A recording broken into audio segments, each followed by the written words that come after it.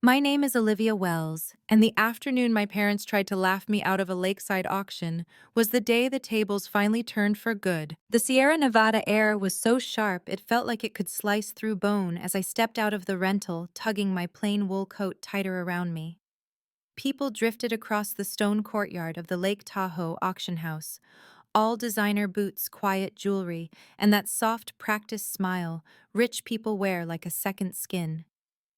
This was where old money and new tech money came to circle over mansions, artwork, and estates most people would only ever see on glossy magazine pages. And then there was me.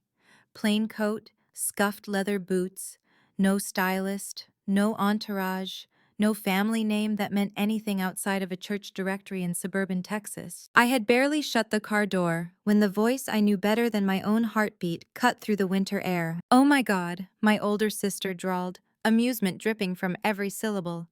"Look what the cat dragged in." The broke one showed up. Madison. Always camera ready. Always adored. Even out here in the cold, she looked like she had stepped out of a lifestyle vlog thumbnail wrapped in a cream coat that probably cost more than my first car. Conversations stalled. Faces turned. My parents looked over from where they stood near a group of realtors and whispered investors. And then, as if on cue, they laughed. Really laughed. My father tilted his head back. My mother pressed a manicured hand to her chest. And for a moment I was 12 again, standing in the kitchen while they joked about how I would never make it on my own. "She must think this is some kind of estate sale," my mother said loudly enough for the group around her to hear. "Bless her heart." A couple near the door glanced at me with that quick, clinical assessment wealthy people have perfected. Wrong coat, wrong bag. Wrong everything. Not a threat, not competition, not worth remembering. Once upon a time it would have burned. Once upon a time my throat would have closed, my vision would have blurred, and I would have swallowed the humiliation like it was my fault for showing up at all. But that version of me, the girl who apologized for existing, was gone. I did not respond. I did not look at them. I just walked slowly toward the registration desk, each crunch of gravel under my boots steadier than my pulse had any right to be. Inside, the warmth hit me in a wave. Glass walls, polished stone floors framed photos of past auctions, staff in dark blazers, moving with quiet efficiency. This was not a place for the excluded or forgotten. It was a stage made for people who had been taught all their lives that they belonged here. I stepped up to the desk. The registrar, a woman with silver hair pulled into a neat bun, looked up with a professional smile. "Good afternoon, name." "Olivia Wells." Her fingers froze for a beat over the keyboard. I watched her eyes flick to the screen, then back to me. Recognition. Surprise? A flicker of respect? "Of course, Ms. Wells." She typed a little faster, then reached under the counter and slid a dark blue bidding paddle toward me. "You are cleared for the full bidding range. Welcome to Hawthorne Summit." The full range. The paddle felt heavier than wood when I wrapped my fingers around it. It felt like proof, like the truth resting solid in my hand. Behind me, I heard the exact moment my sister's laughter died. My father's low chuckle cut off. The air shifted sharp and fragile. They did not know who I had become. They did not know what I could afford. They did not know why I was here. And maybe that is why I want to ask you something before I tell you what happened next. Have you ever walked into a room where everyone decided your worth before you even opened your mouth? Have you ever been written off by your own parents, your own sister, your own family, like you were just background noise in their loud, shiny lives? If you have, tell me where you are watching from. Tell me what time it is for you right now. I want to know I am not the only one who has stood in a place like this shaking on the inside and pretending not to. Because less than 1 hour after their laughter echoed across that courtyard, I would raise that paddle and walk out, owning the multi-million-dollar lakeside estate my family came here to claim as their legacy. Not for revenge. Not at first. At least that is what I told myself. If you want to understand why that auction was more than just a rich people's spectacle, you have to know where I came from. I grew up in a neat little subdivision outside Dallas, the kind with matching mailboxes and rules about which days you could leave your trash cans out. We were not poor. We had Central Air family vacations to theme parks, matching outfits for Christmas photos. But we were not rich either, and my parents clung to image like it was a life raft. In their carefully curated picture, they had two daughters, one perfect one, not. Madison was the masterpiece, the golden child. The one who looked good in every church directory photo, who made teachers gush at open house and neighbors lean in at barbecues. She did dance recitals, cheerleading mission trips, all the things that photographs. Well, as my mother liked to say. And then there was me. I was the child who dismantled broken radios in the garage to see how sound moved through wires. The one who stayed up late reading about coding and robotics while everyone else watched reality shows about weddings and beach houses. I liked logic, clean cause and effect. The quiet thrill of solving a problem no one else noticed. To my parents, that was not talent. That was a phase, an inconvenience. Something they never thought to include when they bragged about our girls. Those nerd toys are not feminine. My mother would sigh, wrinkling her nose like my interests were a bad smell. You cannot attract a good husband hunched over a computer. Engineering is not for girls, my father added one night after Thanksgiving dinner, when I told him I wanted to study mechanical engineering. And even if it were, you would have to be some kind of genius to make real money doing that. Be realistic, Olivia. They said it casually like they were talking about the weather. They said it often enough that it seeped into the walls, into my pillow, into the quiet parts of me that wanted to argue but did not know how. Meanwhile, Madison was given everything that could translate into the kind of success they understood: private Christian school cheer camp, French tutoring, a car for her birthday. My mother went to every practice, every competition, every photo shoot. My father filmed from the front row. When Madison sparkled, as my mother liked to say, I was the one holding the extra bags. At dinner, the same script repeated. Madison might get captain next year. Madison is so good with people. She will go far. Olivia. Well, Olivia is still figuring herself out. At family gatherings, my name came up only when they needed a babysitter for my cousins or someone to run to the kitchen. When a relative once asked what I loved, my mother laughed and said, "Oh, you know, little computer games and fantasy books? Nothing serious." The comparisons were constant and almost always said within my earshot. Why cannot you be more like your sister? Look how well Madison presents herself. You should learn from Madison. She understands people. You just understand numbers. They did not hit me. They did not scream, but every small dismissal, every joke about how odd I was, every moment they chose Madison's comfort over my dignity became its own kind of quiet violence. The slow, grinding kind that wears down stone. By the time high school ended, the gap between us was not just emotional, it was structural. Madison announced she had been accepted to a private college my parents had talked about for years, someplace in Tennessee with brick buildings and a reputation for turning sorority girls into polished wives and brand managers. My parents cried with joy at the kitchen table. There were hugs, champagne flutes, a whole Thanksgiving dinner, level of celebration. I waited until the fuss had died down, then told them I had gotten into a respected engineering program at a state university. I had the acceptance letter printed and folded neatly in my bag. I had rehearsed the words. What I got instead of celebration was a shrug. "We are only paying for Madison's tuition," my father said, sliding his reading glasses back on. "She is the one with real potential, you know that?" My mother did not even look up from her phone. Besides, she added, "Tech degrees are so unstable, especially for girls. You will figure something out. Maybe you can start with community college or a certificate. No sense throwing money away." Something in me cracked, but it did not shatter the way they expected. It hardened. That night, lying in my small bedroom, while the laughter from Madison's celebration drifted down the hall, I realized something. In that house, love was not unconditional. It was an investment, and they had already decided who was worth pouring their hopes into. And it was not me. When I tell people I left home at 19, they imagine a dramatic fight, screaming broken plates, a slammed door. The truth was quieter than that, and somehow it hurt more. The moment that severed something in me came a few days before Christmas, the year after Madison had gone off to college.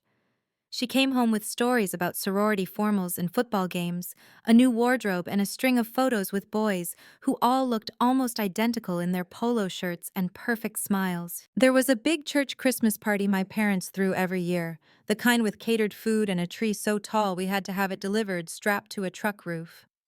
Madison came downstairs in a red dress my mother had altered twice, just so it would hug exactly the right places. Everyone cooed, and my father filmed her like she was about to star in some holiday movie. All night, people asked about Madison's college life, her plans after graduation, her future wedding, the family business my father hoped she would help him grow one day. At some point between the carols and the dessert table, one of my mother's friends turned to me. "And how is school going for you, Olivia?" she asked kindly. I opened my mouth, ready to say that I had been taking night classes at the community college and working 2 jobs to save for a transfer. Before I could form a word, Madison laughed. Loud, sharp. "School," she said, tilting her head toward me. "Olivia is not really school material. She is better at wiping tables than taking exams." The room laughed. My mother giggled and waved a hand like Madison was so clever. My father nodded in a way that felt like agreement more than amusement. I did not laugh. I did not cry either. Something inside my chest simply went very, very still, like a door closing from the inside. That night, when the last guest's car taillights disappeared down the street, I walked to my room, opened my closet, and pulled out the small duffel bag I had used for sleepovers in middle school. I filled it with clothes, my laptop, and the worn notebook where I kept my code, my dreams, my plans. There was no goodbye speech, no confrontation. I left a short note on my pillow that said I was safe. I was leaving, and they did not need to worry. I knew they would not worry, not really. I walked out of that house with one bag, a few $100s I had saved from my jobs, and a determination that burned hotter than any Christmas light my father had ever strung across our roof. They thought I was running away from failure. They had no idea I was running toward a life they could not even imagine. Leaving meant starting from almost nothing. It meant taking a bus halfway across the country to Portland, because rent was slightly cheaper. And I had seen an article about a community tech hub there that offered free night classes.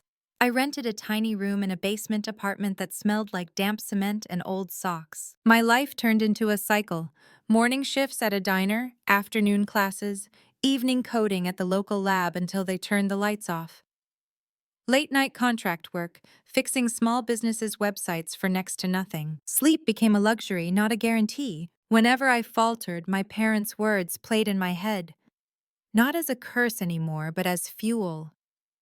"You are not a genius, you are not practical, you are not our best investment." I whispered to myself in those darkest hours that I did not need to be their investment. I would be my own. The turning point came in the form of a job posting taped to a bulletin board at the tech lab. A tiny robotics startup on the industrial edge of the city was looking for an intern who understood machine learning and logistics. The listing was printed on plain white paper, no logo, no gloss, just words and a phone number. Half the people at the lab laughed when they saw it. Probably a scam. Too far out, not enough money. Why build robots for warehouses when you can try for gaming or apps? I did not laugh. I called. The next week I found myself in a cramped office above a warehouse that smelled like motor oil and coffee. Wires ran along the ceiling like ivy. Half-assembled robots sat on metal tables, their sensor lights blinking like they were breathing. Across from me sat the founder, a woman in her 40s with tired eyes and a stubborn jaw. Her name was Dr. Elena Morales, and she had the kind of brain that lit up a room even when her body looked exhausted. She glanced at my thin resume. Community college contract work. "No 4-year degree yet," she murmured.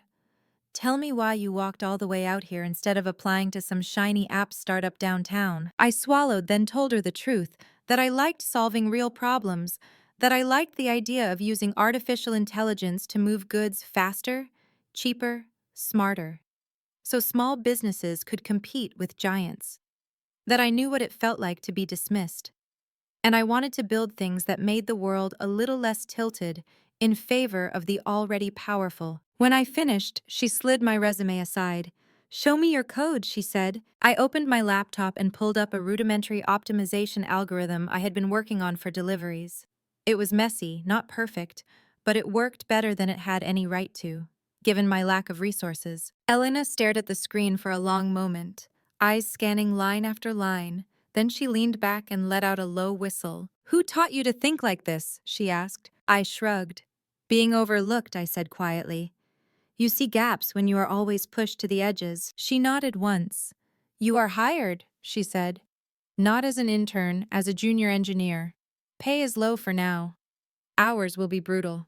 But if we make it, we all make it together." Those words changed everything. The next few years were a blur of prototypes, failures, all-nighters, and small victories. I slept under my desk during product launches. I learned to calm down panicked warehouse managers on the phone. When our system glitched at 3 in the morning, I became the person who could translate between the software team and the operations crew, without either side wanting to throw a wrench. Elena was not warm in the parental way, but she did something more radical for me. She believed I was capable. She handed me hard problems and walked away like it was a foregone conclusion. I would at least find a path through them. One winter, after a disastrous deployment that taught us more about failure than any textbook could, I brought her a proposal for a complete redesign of our routing system. It was ambitious, bordering on reckless. I expected her to laugh, or at least tell me to scale it down. Instead, she read every page, then looked up and said, "If this works, it will change our company. Let us build it." So we did. We tinkered. Broke things, ran endless simulations until my eyes went blurry from staring at maps and data. We launched the new system, cut delivery delays by nearly half for our first major client. Word spread. More companies signed on investors. The same kind of people who would later be at that auction started circling. When the acquisition offer came from a bigger company, it looked unreal, printed out on paper. The number had so many zeros it made my head spin. Elena gathered us all in the break room, eyes shining, voice cracking as she told us that, because we had taken smaller salaries and equity, instead each of us would walk away with more money than we had ever touched in our lives. My share did not make headlines, but it changed my entire reality. Overnight, quietly, with no applause, I became a multimillionaire. I did not buy a sports car. I did not call my parents to shout, "Look who is a waste now." I did not even move into a fancy apartment. Instead, I met with a lawyer and a financial planner. I built a small consulting firm, specializing in intelligent logistics and robotics solutions. I invested carefully, almost stubbornly sensible after years of being told I was irresponsible. Companies in Seattle, Chicago, Atlanta, and beyond started calling. I traveled, I worked, I learned not to impress anyone, not to prove anything, but because every project was a puzzle and I loved puzzles. Back in Texas, my parents and sister continued posting holiday photos on social media. Madison built a modest following online, talking about clean eating capsule wardrobes, wedding planning, and elevated living. They still thought I was working some small job somewhere, struggling with rent. They never asked, I never corrected them. In the silence between what they believed and who I had become, I found a strange kind of freedom. By the time Hawthorne Summit appeared on my radar, my firm was thriving. I could afford to attend an auction like that without it wrecking me. But money was not the reason I went. Not really. Hawthorne Summit was more than a mansion. Perched on a hill overlooking the blue-gray stretch of Lake Tahoe, it had been designed by a revered architect who believed houses should make people braver, not just more comfortable. The studios had high skylights to catch the softest morning light. The lower hall was famous for its perfect acoustics. The library windows framed the mountains in a way that made the world feel both huge and reachable. For years, the estate belonged to a reclusive composer who hosted secret gatherings for artists, scientists, and thinkers. After his death, there had been a messy inheritance fight. His grandchildren dragged each other through court over who would get the will rewritten, who would be excluded, who deserved access to that view. I had followed the legal drama in the news the way other people tracked celebrity weddings. When the family finally agreed to auction the property, the news rippled across the same social circles my parents worshipped from afar. To them, Hawthorne Summit was a symbol, a way to relaunch the Wells family name from suburban anonymity into something resembling legacy. Madison's online brand had been plateauing. There are only so many times you can talk about morning routines and capsule closets before people move on. She needed a new backdrop for her life, something big and aspirational. A lakeside mansion with a storied past. The jackpot. My parents talked about it nonstop in their posts and holiday calls I half listened to or skipped. Imagine the Christmases we could have there, my mother gushed in one voicemail. The Thanksgiving dinners, the wedding photos.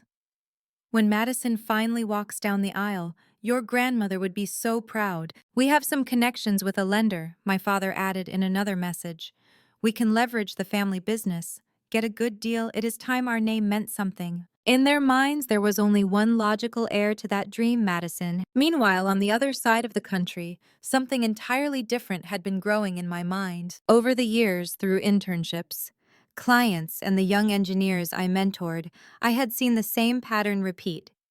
Brilliant, young women in STEM pushed out of labs and boardrooms, not because they lacked talent, but because they lacked support. I listened to stories about professors who told them they were taking a man's spot, co-workers who talked over them in meetings, bosses who passed them over for promotion in favor of less qualified men from the same fraternity, parents who told them coding was not very feminine, and maybe they should consider event planning instead. I saw myself in all of them. The quiet girl in the corner of the family drama who knew how to fix things but was only asked to pass napkins at Thanksgiving dinner. The daughter whose birthday could be forgotten while everyone fussed over a sister's new engagement ring. The one who carried hidden truth and frustration like a stone in her chest. Somewhere between late flights and early code reviews, a vision began to form. What if there were a place where young women in STEM could come together without having to apologize for taking up space? A place that was not a corporate office with flickering fluorescent lights. A sanctuary, labs, classrooms, workshop studios, quiet rooms for thinking, shared spaces for collaboration, mentorship offices where you could talk to someone who did not look at you like you were a mistake. When I saw photos of Hawthorne Summit, it felt like the house itself had been built for that purpose. The light, the acoustics, the sense of possibility in each room. It was like it had been waiting for the next chapter of its life. I decided then, if I could, I would buy it. Not as a trophy, not as a backdrop for pretty photos, as a foundation. A living, breathing STEM center for girls and young women who were being told they did not belong in the very fields they were born to transform. So I met with my lawyer and my financial team. We opened new lines of credit. We moved investments. We prepared an offer ceiling that made me want to throw up and laugh at the same time. I did not tell my parents, I did not tell Madison. They were no longer part of my decision-making. I did not go to Lake Tahoe for revenge. I went for the girls who had not yet walked out of their toxic family homes, their manipulative workplaces, their unfair classrooms, the girls who were still stuck at tables where their voices were an afterthought. But the universe has a dark sense of humor, because the moment I stepped out of the car that day and heard Madison call me the broke one in front of everyone, something old and raw pressed against my ribs, and revenge, the kind that looks like karma and justice braided together, started whispering softly in the back of my mind. The auction hall was lit like a theater, all soft spots and gleaming surfaces. People took their places in rows of chairs facing a raised platform. Above the stage, a massive photograph of Hawthorne Summit hung like a promise. The lake, the trees, the white stone balcony catching the sunlight. I chose a seat in this back row, close enough to see but far enough to watch unnoticed. Up front, Madison settled between my parents like a queen between her courtiers. She wore a pale coat trimmed in faux fur, one leg crossed over the other, as if she were posing for a thumbnail titled "Come with me to buy a mansion." My mother leaned in and whispered, making Madison throw her head back and laugh. My father straightened his tie and scanned the room as if he had personally built everything inside it. When the auctioneer stepped up to the podium and tapped the microphone, the low murmur of conversation faded. "Ladies and gentlemen," he began, his voice smooth from years of practice. "Today we present Hawthorne Summit, an architecturally significant lakeside residence. Opening bid, $8 million. Once not long ago, that number would have felt like a mountain beyond my wildest reach. Now it was a steep hill that I had planned for, trained for, studied in detail with a lawyer and a spreadsheet. Bidders raised their paddles. 8.5. 9. 9.5. 10. The numbers climbed. The auctioneer's chants became their own kind of music. Madison waited until the room warmed with the energy of competition, then raised her paddle with a flourish that felt more performance than strategy. 10.3 she called when the auctioneer asked. My father beamed. My mother clapped once, delighted. Their whispers carried faintly back to me. She knows what she is doing, my mother said proudly. She has such an eye for value. This house was meant for our family, my father murmured. Madison will turn it into something special. Wait until people see her Christmas content from that balcony. Someone outbid her. She raised her paddle again, jaw-tightening smile, stretched a little too wide. Madison had never liked losing. Not a game, not attention, not anything. I sat still in the back, the paddle calm and cool in my hands, my heart beating its slow, steady drum. I was not in a hurry. I knew my ceiling. I knew theirs could not stretch nearly as high. I knew because of a small mundane detail. Earlier, while waiting for registration, I had glanced at a board near the desk listing bidder tiers by anonymous number. You could not tell exactly who was who, but you could see ranges, rough limits.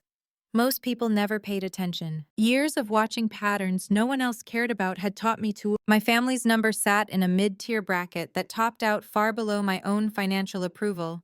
The same parents who had once told me tech was a silly dream had mortgaged their future on a social media fantasy for Madison. At $12 million, several bidders dropped out. At 12.5, the room narrowed. The air thickened. The auctioneer's voice rose, riding the crowd's tension. When the bidding crossed $13 million, only 3 paddles still lifted. A real estate developer from New York.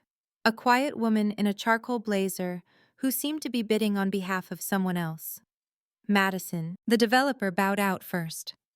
The woman pushed one last time, then shook her head and lowered her paddle. It was just my sister now. 14 million, the auctioneer declared, repeating Madison's bid like a victory lap. $14 million, ladies and gentlemen. Going once. My parents gripped her hands. Madison lifted her chin, already wearing the gentle, humble smile she used in videos when she talked about being grateful for what God provides. The auctioneer stretched the pause out, savoring it. 14 million, he said again, going twice. The room leaned in toward the inevitable. My family saw themselves decorating that mansion for Christmas, hosting engagement dinners, celebrating future grandchildren in the backyard. They saw legacy. They did not see me. Not yet. My phone buzzed softly in my coat pocket. I glanced down long enough to see a preview of the message. From Emma, my chief financial officer. 3 simple words. All funds ready. That was all I needed. I slipped the phone away. My hands did not shake. My breath did not catch. The years of being treated like I was less than had forged something inside me harder than fear. The auctioneer took a breath, preparing to bring the gavel down, and I raised my paddle. 15 million, I said. My voice was not loud, but it carried. Silence snapped across the room like a wire pulled too tight. The auctioneer blinked, then quickly repeated my bid, almost giddy. We have 15 million from bidder number 82. $15 million. Every head turned. I watched the realization move across the crowd like a slow wave. It rolled past the front rows, the center section, the corner seats. Finally, it hit my family. My mother's jaw dropped. My father's eyes narrowed in disbelief. Madison twisted around so fast her hair whipped her cheek. She is lying. Madison blurted, scrambling to her feet as if she could physically stop the number from existing. She does not have that kind of money. She cannot. A few people looked away, embarrassed for her.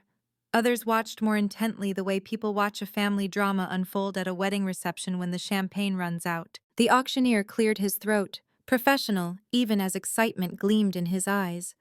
Bidder number 82, he repeated, glancing at his notes. Olivia Wells has been fully verified, financial credentials confirmed. Gasps scattered like thrown rice. My parents deflated a little in their chairs like punctured balloons. Madison shook her head again and again, as if she could rattle reality loose. No, she said, voice rising. No, this is ridiculous. You are making a mistake. I did not answer her. I did not look at her. My eyes stayed on the auctioneer. I had spent too many years letting that girl's words dictate how I felt. That era was over. "Do we have 15.1? The auctioneer asked, hopefully scanning the room. The developer who had bowed out earlier looked tempted for a heartbeat, then stayed still. The woman in charcoal remained motionless, her client apparently content to let this drama play out without joining it. And my family. Their limit was already in their rearview mirror. The room stayed quiet. "Very well," the auctioneer said, delighted. 15 million going once. My mother's hand trembled as she squeezed Madison's wrist. 15 million going twice. My father shut his eyes briefly as if bracing for a crash. Madison whispered, "Please, somebody," outbid her under her breath. But no one did. When the gavel came down, the sound rang through the hall like a door slamming on the past. "Sold," the auctioneer announced to Ms. Olivia Wells. There was a rustle of applause, some genuine, some purely for the spectacle of it all. The staff began to shuffle paperwork and move on to the next item. I stayed seated for a moment, the paddle resting on my knees, my heart doing something strange and gentle inside my chest. Not fireworks, not wild triumph, just a heavy, quiet sense of alignment. I had done it.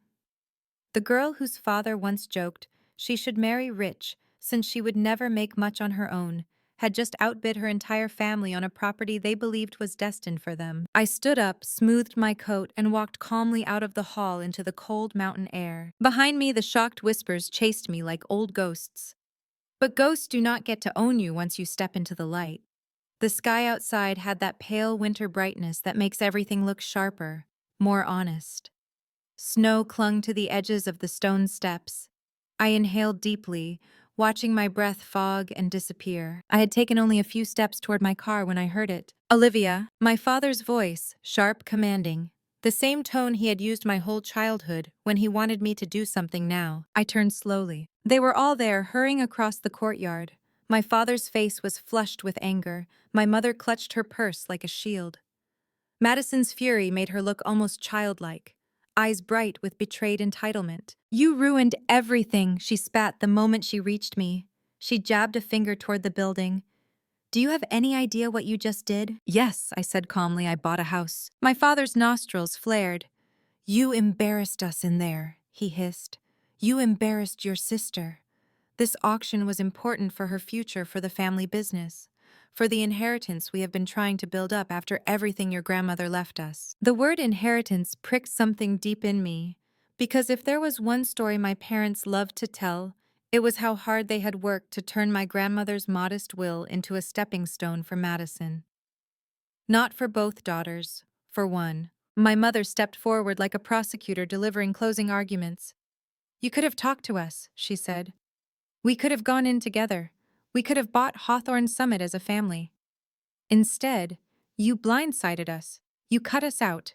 That is betrayal." I let those words hang in the frosty air for a full 10 seconds. "Betrayal," I repeated quietly. "Interesting." Madison threw her hands up.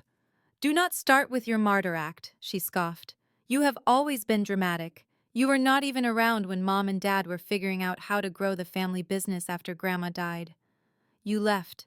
You excluded yourself." "I left," I said, "because every time I walked into a room, you all acted like I was an inconvenience." They blinked, surprised, as if that possibility had truly never occurred to them. "You made fun of what I loved."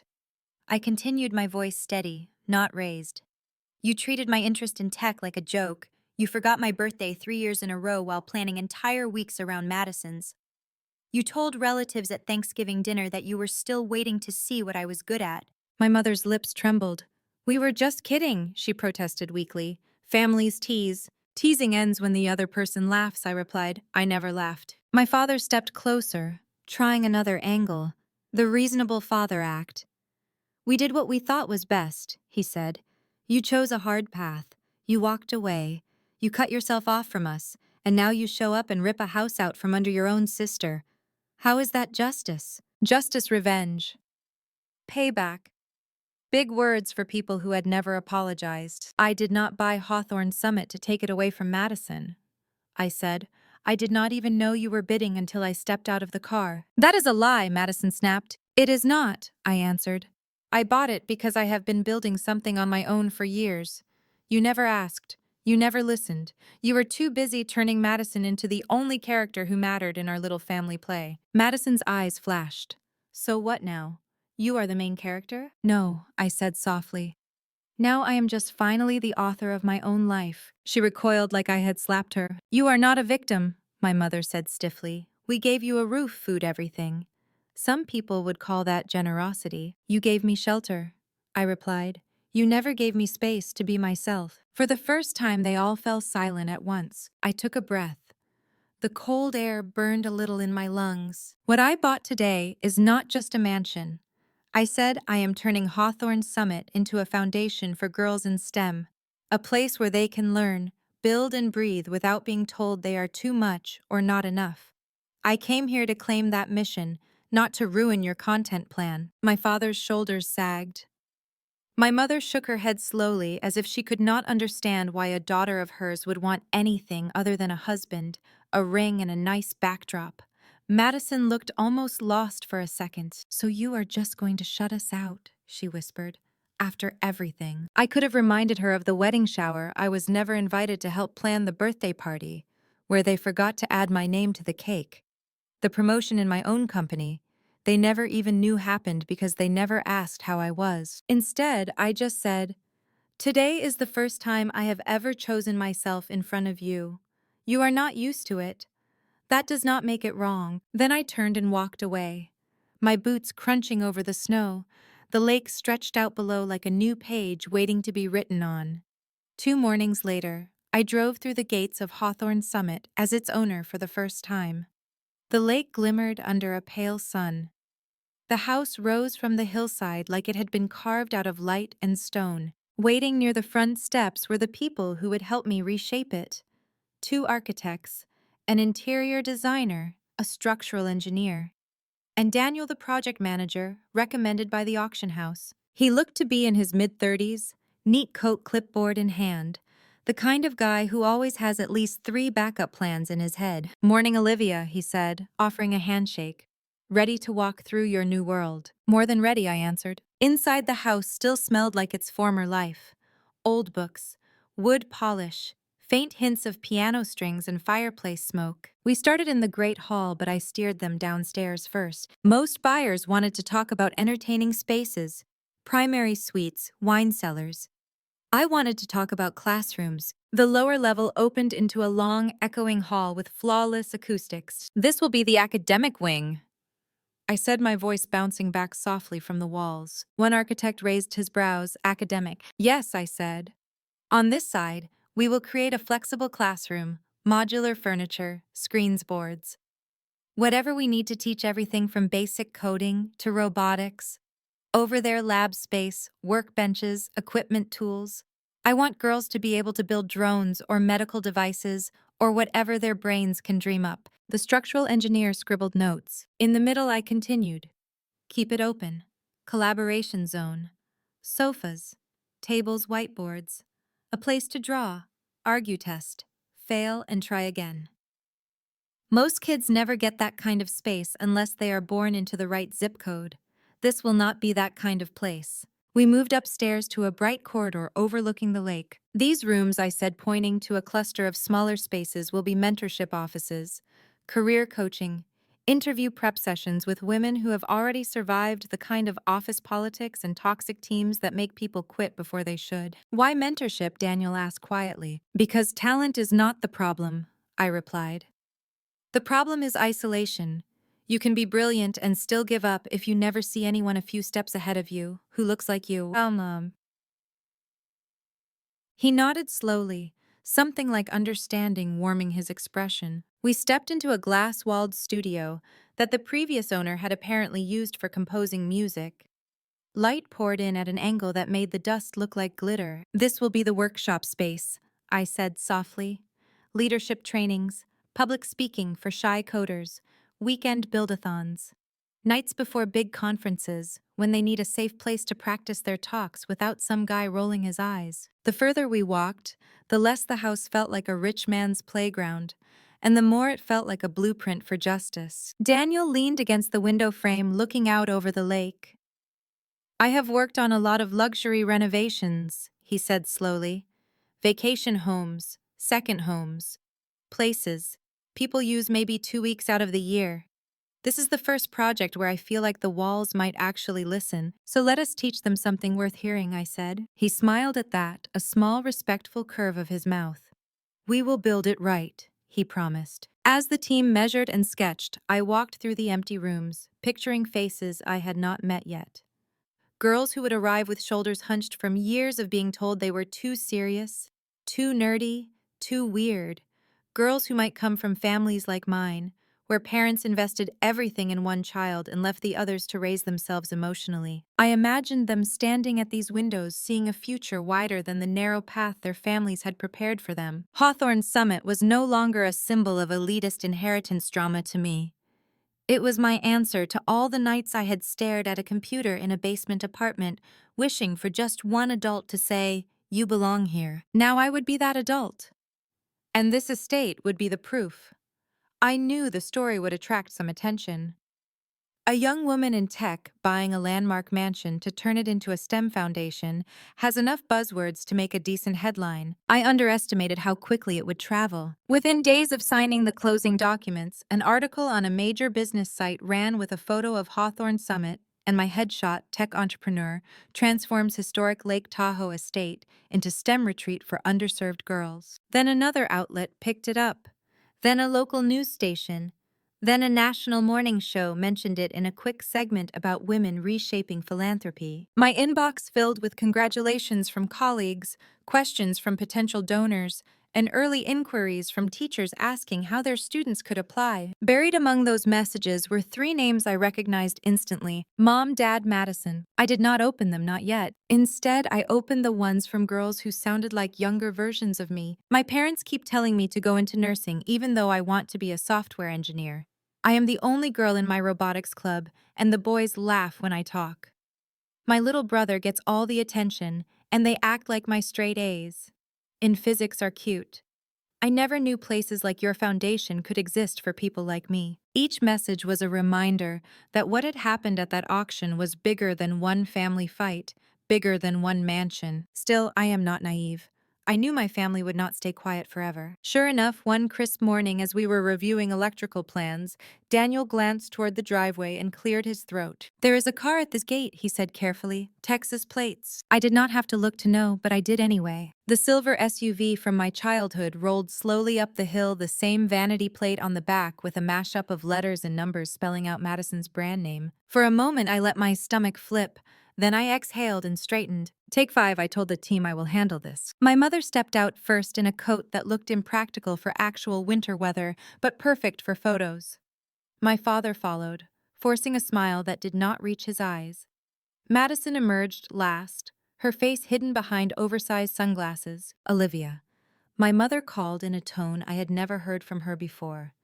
"Honeyed eager sweetheart, look at you." She reached the partially closed iron gate and laid a hand on it, like she expected it to swing open for her on command. "We saw the news," she said. "We are so proud of you." The words sounded wrong in her mouth, like she had borrowed them from someone else. My father nodded, clearing his throat. "Truly," he added the words, sticking a little. "You have done well. Very well." Madison pushed her sunglasses up onto her head.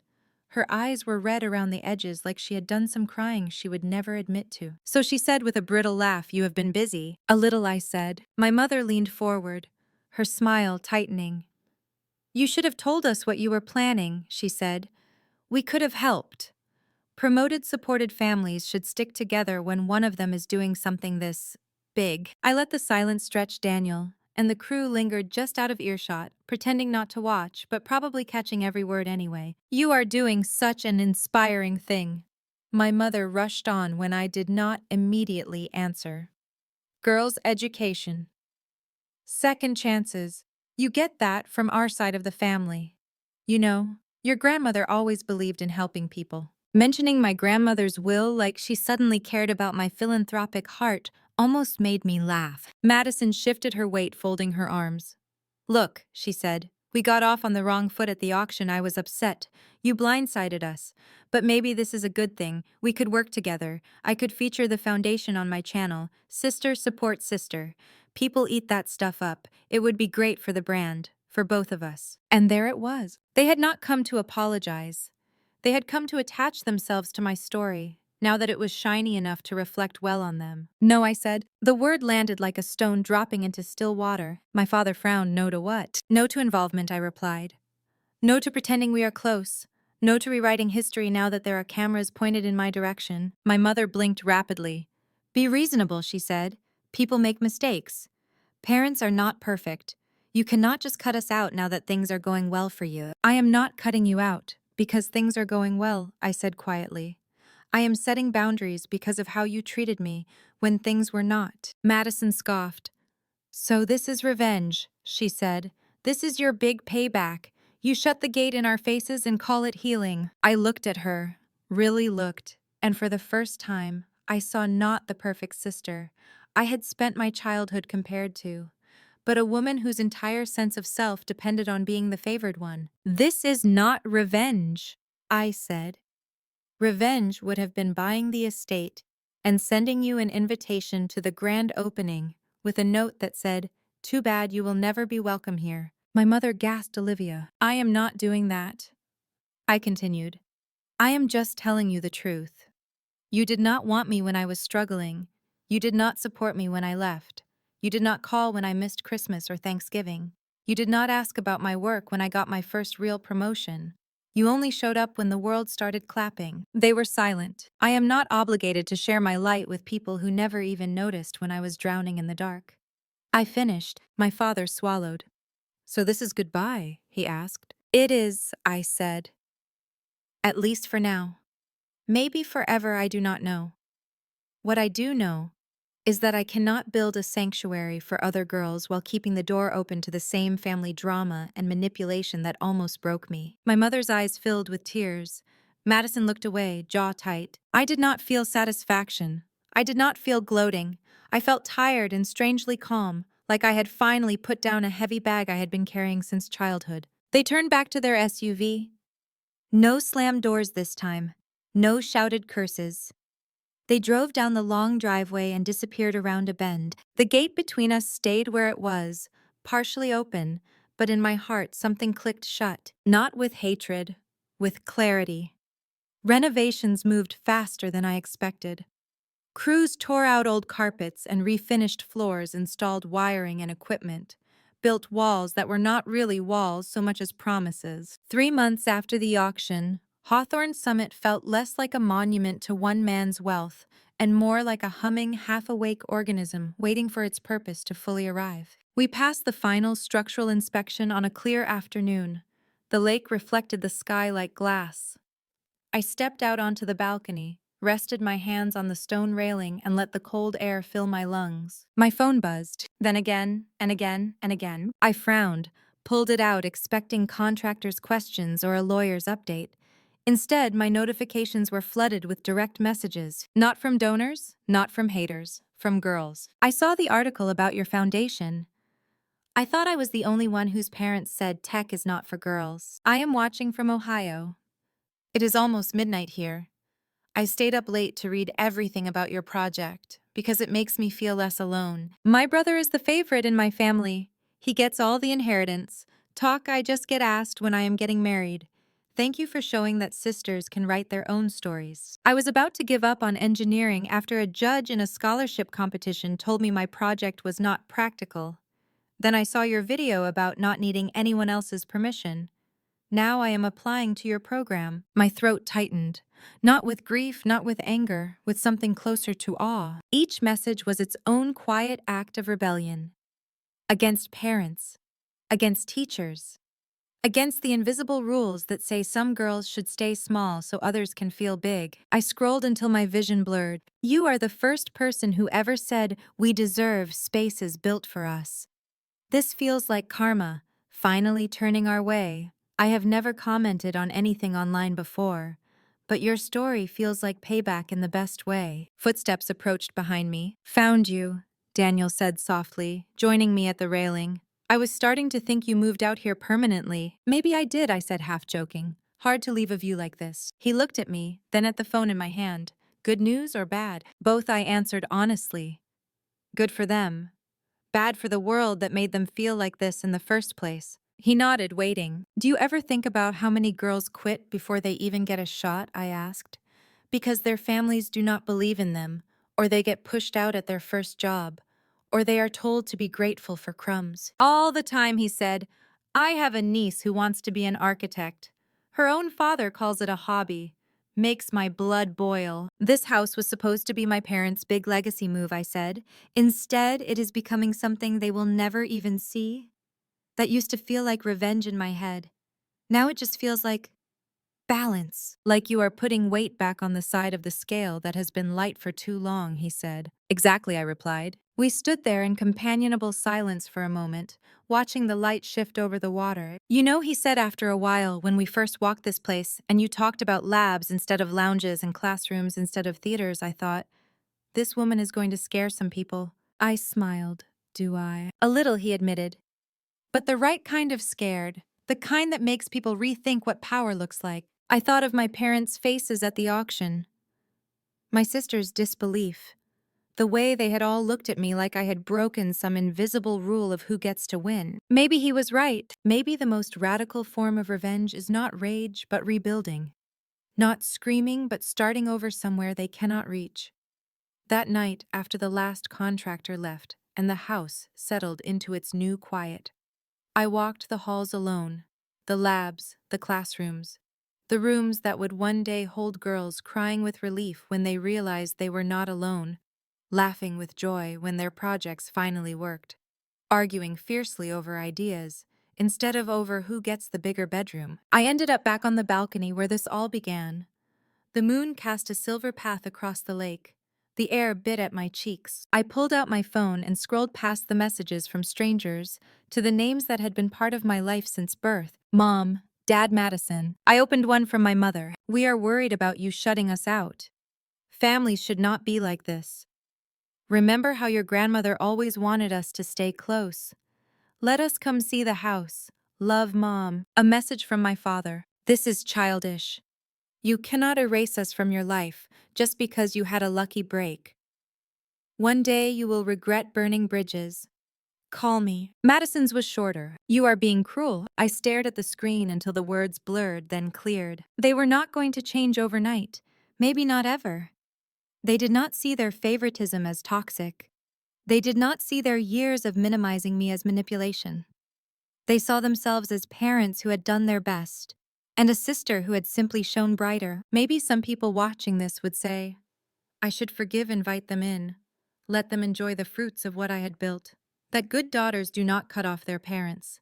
That family drama should be handled quietly, not with iron gates and silent numbers blocked on a phone. But here is what I knew in my bones. Healing does not always look like hugs and reconciliation. Sometimes it looks like boundaries so firm they feel like stone walls. Sometimes it looks like saying no more and meaning it even when other people call you selfish. I opened each contact. Blocked, blocked, blocked. Not out of rage, not out of spite, but out of a fierce, protective love for the girl I used to be. And the girls who would one day walk these halls. I could not teach them to choose themselves while refusing to choose myself. I put my phone down on the balcony railing and closed my eyes. Somewhere in the distance, a boat engine hummed across the water. The wind lifted my hair cold and clean. The girl who had once taken family photos from behind the camera, while everyone else smiled in front of it, was gone. In her place stood a woman who owned the house, the story, and the silence. The first cohort arrived on a cool spring morning. They came with secondhand suitcases and school-issued laptops held together with tape, with braids and ponytails and hair dyed colors, their school dress codes hated, with shy smiles and quick, nervous laughter. Some came from cities where you could not see the stars at night, others from small towns where a girl's options seemed to end at marriage, motherhood, and maybe a part-time job at the family business. One had been denied a promotion at her part-time tech job because her manager told her clients would relate better to a man. Another had been told by a judge at a science fair that her invention was too ambitious for someone like you. One girl's own grandmother had pulled her aside at Thanksgiving dinner and said she was wasting her pretty face on all that math stuff. We walked through the front doors together. I watched their eyes widen at the ceiling, the windows, the lake. They expected a mansion. They found a place built for them. In the opening session, I told them some version of what I have just told you. About the Christmas party, the auction, the way my parents' laughter felt like a verdict. About leaving home at 19 with almost nothing and building a life no one in my family believed I could. I did not paint myself as a saint. I did not pretend I had never fantasized about showing up at some family wedding in a designer dress and dropping my net worth into conversation like a bomb. But I told them the truth that mattered. That day at the auction, I said felt like justice. But this, I gestured around us, is what healing looks like. Not them seeing my worth, but you knowing yours. They nodded. Some wiped at their eyes. One girl raised her hand. "Do you ever miss them?" she asked. "Your parents, your sister?" Sometimes I admitted I miss what I wish they could have been.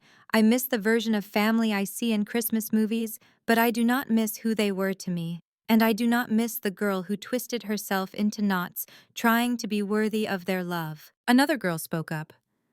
"How did you know it was time to walk away?" "I did not," I said honestly. "I knew it was time to walk toward something better." That was enough. That night, after they settled into their dorm-style rooms and the labs went quiet, I stood alone in the great hall. The air seemed to hum with the future. If you are still listening now, wherever you are, maybe in your kitchen, or in your car, or lying in bed at some impossible hour because your mind will not let you sleep, I want to leave you with this. Your worth is not determined by the people who failed to see it, not the parents who favored your brother, not the boss who overlooked you for a promotion, not the partner who told you to dim your light because it made them uncomfortable, not the family who only shows up when your life looks good on a thumbnail. You are allowed to outgrow any place that keeps you small. You are allowed to walk out of any room that feels like a cage, even if that room is your childhood home. You are allowed to build a life so wide and deep that the people who once dismissed you would not even recognize you if they saw you now. My story has elements of revenge. Sure, family drama, betrayal, a will and an inheritance twisted in the background. Parents who played favorites, a sister who thought she was the only one who mattered. Karma came in the form of a bidding paddle and a mansion on a hill, but the real victory was not buying Hawthorne Summit. It was turning it into a place where other girls will never have to wonder if they are enough. If any part of this hits something in you, do me a favor. Do not just nod and move on. Tell your story in the comments. Tell me where you are watching from and what time it is so you can mark the moment you decided you deserve more. Hit, like if you want more stories where women take the wheel of their own lives. Subscribe. If you want to hear how these girls at Hawthorne Summit turn their ideas into something the world cannot ignore, not for my ego, for yours. Because somewhere out there, another woman is listening at 2 in the morning wondering if she is crazy for wanting more than what her family told her she could have, and she needs to know that one day, she could be the one walking into a room where people underestimate her lifting a paddle and quietly turning the whole story around.